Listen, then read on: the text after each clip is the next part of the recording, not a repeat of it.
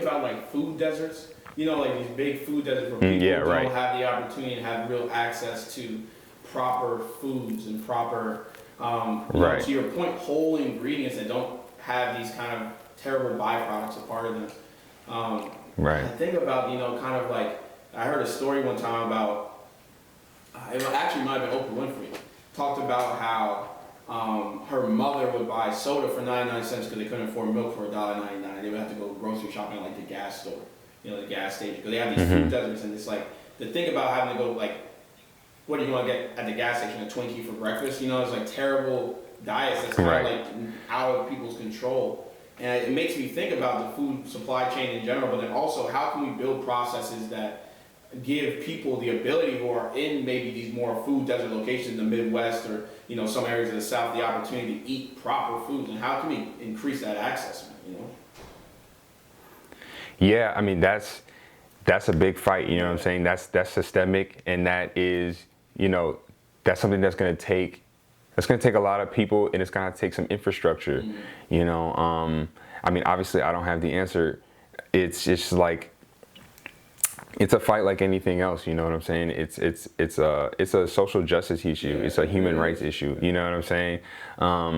So obviously that definitely does exist, and it's terrible. But yeah, like to have that infrastructure set in place so that people have access to quality foods is something that is extremely vital to the well-being of those people.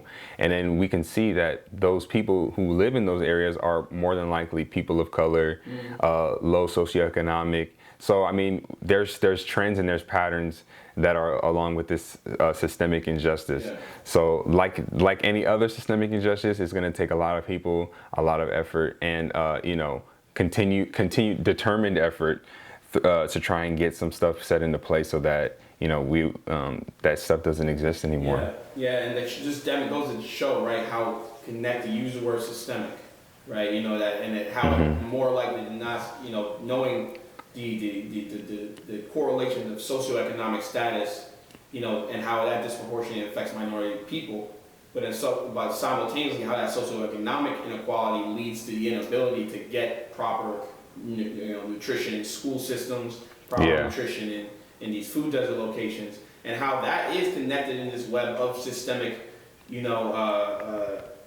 systemic oppressions that we have seen in this country for years and years.